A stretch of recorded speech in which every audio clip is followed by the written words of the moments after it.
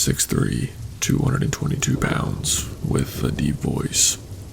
I'm a big guy.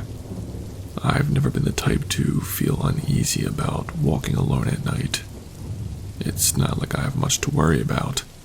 Who's going to mess with a dude like me? That was true, at least until last week. Now I'm second-guessing a lot. It wasn't even that late, maybe around 10 p.m. I live in a pretty quiet suburb, and I like to take walks to clear my head. This one night, I set off on my usual route. I had my hoodie on, earbuds in, listening to a podcast. The neighborhood was dead, like usual. Barely any cars passing, just a few houses with lights still on. Nothing out of the ordinary. Then I hit this long stretch of sidewalk that runs through the neighborhood. It's not super well lit, but there's enough light to see a bit ahead. That's when I noticed a tall, skinny woman walking towards me, maybe 100 feet away. She had a small dog on a leash, one of those fluffy little things. I wasn't concerned, just another person out for a walk, right? But something about it felt off. I've always been aware of how I look to other people.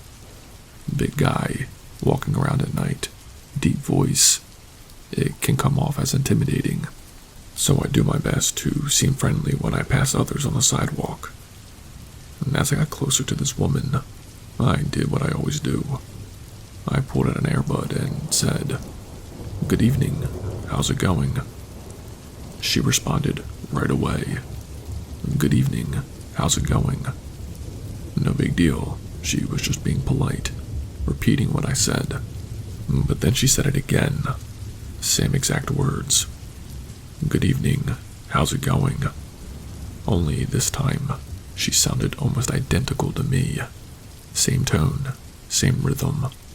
I'm not gonna lie, it threw me off. People repeat pleasantries sometimes, but 3 times? That's when she said it again. "Good evening, how's it going?"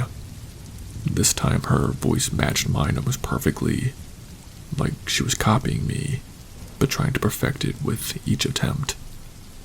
By now I'm close enough to see her face. It was pale, almost too pale, and her eyes, there was something wrong about them. They did not blink, just wide and fixed on me. Her expression was flat, almost like she wasn't fully there, or like she was pretending to be human. Then her dog, this fluffy little thing, started pulling towards me. She yanked the leash hard, dragging the dog back. And at this point, I just wanted to get past her. To break the tension, I said, "Haha, no worries." And then she did it again. "Haha, no worries." 3 times, each sounding more like me. The "haha" was mechanical, like she didn't know how to laugh. It wasn't natural. I did not stick around. I power walked right past her, not looking back. My heart was racing, but I wasn't about to start running and look like an idiot. Still, I could feel her behind me. I kept walking faster until I hit the next street and turned the corner. When I got home, I locked the door and checked the windows. I couldn't shake the feeling. That night, I barely slept. Every time I closed my eyes, I kept hearing her voice, the way she mimicked me. I haven't gone on a late-night walk since, and when I do go out, I bring a friend. I tell them it's to socialize, but honestly, I just don't want to be alone at night anymore. Not after that.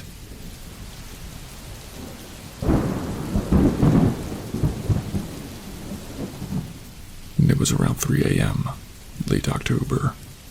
I remember because I had been scrolling mindlessly through my phone in bed, unable to sleep.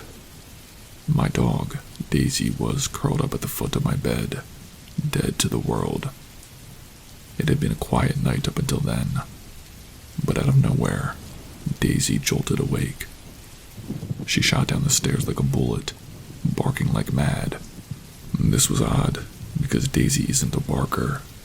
She's usually calm, even when there's something outside. At first I tried to brush it off. Maybe a raccoon or a stray cat was wandering by. Nothing too serious. But the barking did not stop. If anything, it got more frantic. She was going ballistic at the side door, the one that leads to the backyard, and I could hear her claws scratching at the floor, as if she was trying to dig her way through the door. The sound echoed through the house, giving me this gnawing feeling in my gut. I called out, "Daisy, come here." But she wasn't listening, which was unusual for her. Something was really wrong. My heart started racing. I threw a hoodie on and walked downstairs, trying to keep my cool. But the second I turned the corner and saw her barking at the door, I felt it, a chill creeping down my spine. I could see the outline of a man through the frosted glass on the side door. He was big, easily over 6 feet, built like a linebacker. His hand was on the doorknob, fiddling with it, trying to turn it quietly. I froze. For a second, I felt like my heart stopped. I wasn't sure if he saw me, so I just stood there, staring at him. Then he paused and glanced up at me, and I swear the look on his face told me he hadn't realized I could see him from where I was standing. The only reason I had a clear view of him was because I was on the stairs. We locked eyes for a moment. I tried to steady my voice and said, "What do you want?" My voice came out shakier than I wanted, but I tried to sound firm. He just stood there, surprised, almost like he wasn't expecting anyone to be awake. And after a few seconds, he said, "I'm looking for someone." His voice was cold, flat. He wasn't nervous, just off. And I knew something was wrong. Nobody comes to someone's side door at 3 a.m. looking for someone. And I felt my throat tighten, but I forced myself to speak. "I already called the cops," I said, trying to sound like I meant it. His expression changed, and for a second, I thought maybe he'd back off. But instead, he called me a bitch, and then turned and bolted into the darkness. I watched him disappear, my heart pounding in my chest, my legs frozen in place. Daisy was still barking her head off, but all I could do was stand there, trying to process what had just happened.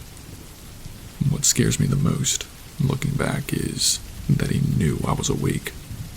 He knew my dog was inside, barking like crazy, and he still tried to come in. That's not the behavior of someone who's just trying to break in and grab a few things. No, this guy had a plan. Either he knew how he was going to deal with me and Daisy, or he was so messed up in the head that he just didn't care. I did not sleep for the rest of the night. I sat by the door, clutching my phone and waiting for any sign that he might come back. The cops never found him.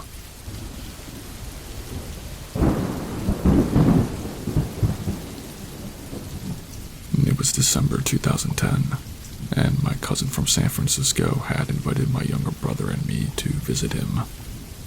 He'd just gotten married, and wanted us to meet his new wife.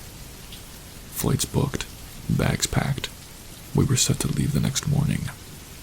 By sundown, we were all ready, and I fell asleep, excited for the trip. Sometime later, I woke up. My dad was sitting at the foot of my bed, shaking me awake. I thought he was getting me up early to leave for the airport. I was wrong. Apparently, a woman had knocked on our door earlier that morning, around 3 a.m. My dad said she was wearing all black and looked, in his words, sketchy. She asked him, "Does Tim live here?" Tim is me. That woke me up fully. My dad was freaked out, wondering how this stranger knew my name, much less where I lived. He asked her, "How old is he?" She gave him my exact age, and That's when he started getting really paranoid. No one knew who this woman was, and here she was, standing at our door and giving out personal information about me. He asked her, "What's his last name?" Apparently that stumped her. She fumbled with her phone and said, "Give me a moment," stepping away from the door. My dad said he kept watching her, not sure what she was up to. A few minutes later, without saying another word, she got back in her car and drove away. When my dad finished telling me this, I was just as confused as he was. I had no idea who she could be. My dad, probably still rattled from the encounter, then asked me if I had ordered a prostitute. I was stunned. "Why would I ever do that?" I said. Then I suggested maybe it was a prank, but honestly, I did not have any friends who would pull something like that. We were left with no answers, just a weird situation. It's 4 a.m. at this point. Our flight is in 6 hours. The last thing I wanted was to tell my brother about this, but my dad insisted. So we woke him up. Mistake number 1. My brother was already a nervous wreck about flying. He always hated it, and this situation sent him into full-blown panic mode. He decided right then and there that he wasn't getting on that plane.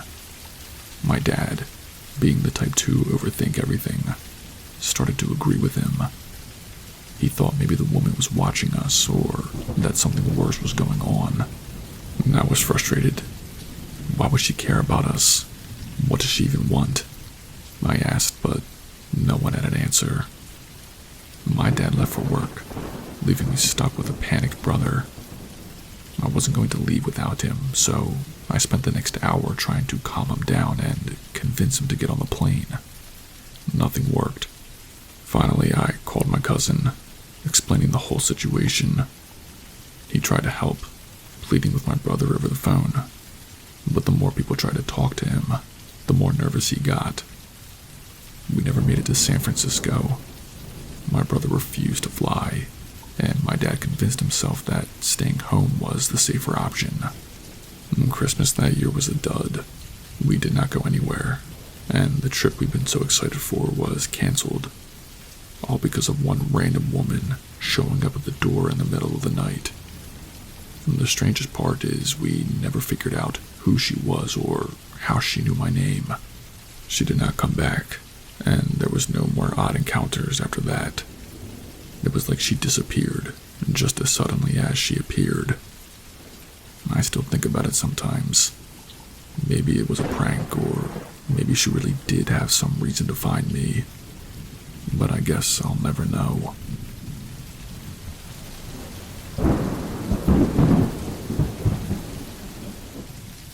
When I lived out in the middle of nowhere, Australia, it was just my husband and me, surrounded by miles of desert.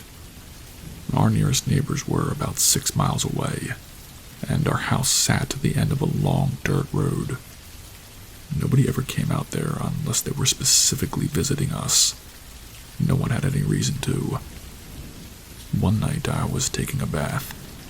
The window in the bathroom faced the wide open desert, and I always left it cracked for the breeze. It was one of those old sliding windows, set up high on the wall because the house was on stumps. I never worried about it. No one was going to be looking in, or so I thought.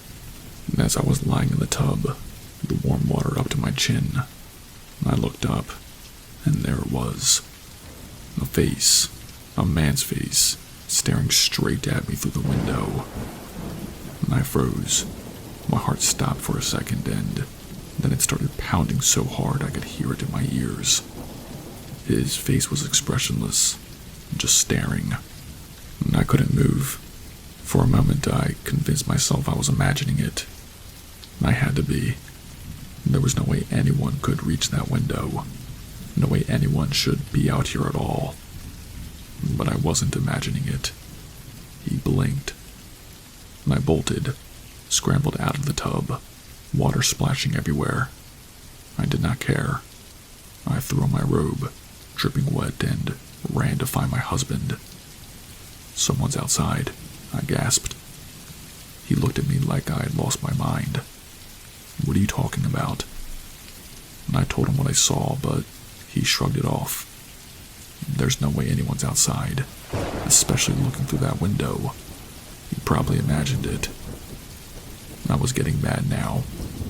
"I did not imagine it. Someone is out there." He sighed, grabbed a flashlight, and went to check, more to humor me than anything else. I followed him out, still shaking, adrenaline pumping through my veins. The night air was cold against my wet skin, but I barely noticed. When we got outside, my husband shined the flashlight toward the empty desert. Nothing. The ground was undisturbed. No footprints. No sign of anyone being there. He turned to me with a look that said, "I told you so." But I wasn't convinced. Something wasn't right. Then he turned the light toward the shed. It was about 200 feet from the house. Just an old metal structure that we kept for random tools and junk. That's when we saw it. Wooden pallets stacked up against the side of the house, right under the window. My stomach dropped. Someone had dragged those pallets all the way from the shed and stacked them up just to look through my bathroom window. My husband's face went pale when he realized what that meant. Whoever it was hadn't just wandered by. They had planned this. It wasn't random. But what made it worse was that we never heard a car. No engine. Nothing. We were in the middle of nowhere. The nearest road was miles away. How did this person even get out here? My husband grabbed his shotgun, but there was nothing to see. No sign of anyone. We searched the area around the house, but it was just empty desert, stretching out in every direction. No footprints leading away. No tire tracks. No sign of anything. That was years ago, and I still think about it. The amount of effort this person went to just spy on me from that window has stuck with me. And I keep wondering where they came from and how they got out there without us noticing. Did they live nearby in the bush somewhere? Were they watching us the whole time? I'll never know. But every time I think back to that night, a chill runs down my spine.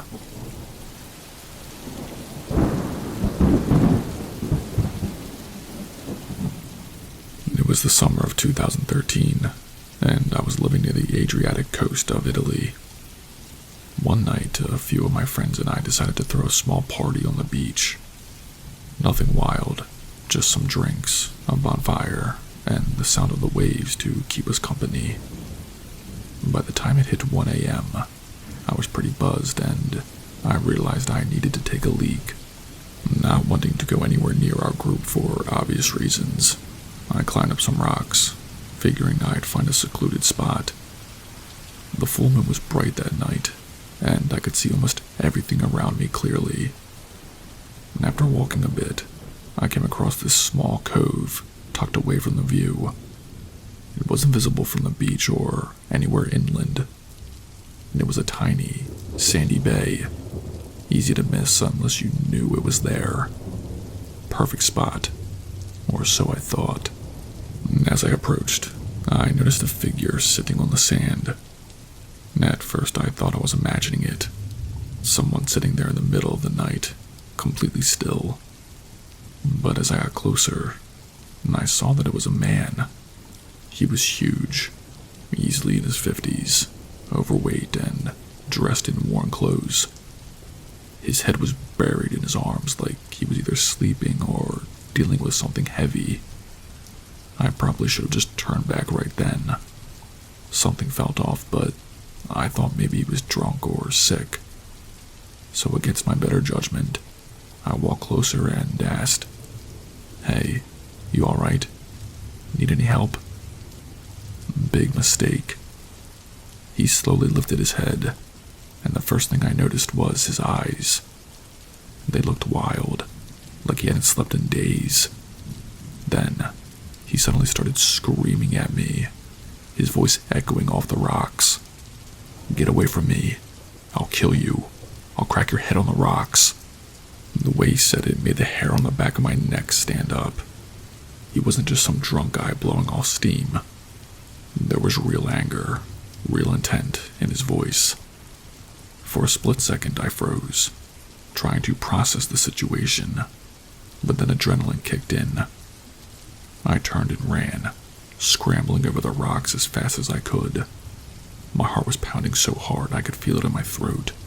And I glanced back, half expecting him to be chasing me, but he wasn't. He was just sitting there, still screaming, but he hadn't moved. When I got back to my friends, I was breathless, and they could tell something was seriously wrong. I told them what had happened, and we immediately called the police. They arrived about a half hour later. We stayed at a distance while they went down to the cove to check things out. Turns out, the guy had a history of mental illness. His family had reported him missing earlier that afternoon. He hadn't taken his medication, and from what the officers told us, he was in a manic state. They were able to calm him down without any issues, and took him back where he lived. Apparently, this wasn't the first time he had wandered off and scared someone. Looking back, I still feel uneasy about that night. I've never been in a situation where I genuinely thought someone might kill me. And while I feel bad for the guy, there's no denying that for a few moments there, I truly feared for my life. I don't think I've ever ran that fast before, or since. Hey, what's up guys, it's Spooky. If you've made it this far, congratulations, you survived. If you did not know, I have an Instagram. Follow me on there so we can connect. And I also have a Patreon. On there you'll have direct access to me and can see the upcoming videos, polls, and soon-to-be exclusive stories only shared on there. If that's something that interests you, please consider joining. That's all I have for you guys tonight. Stay spooky and I'll see you in the next video.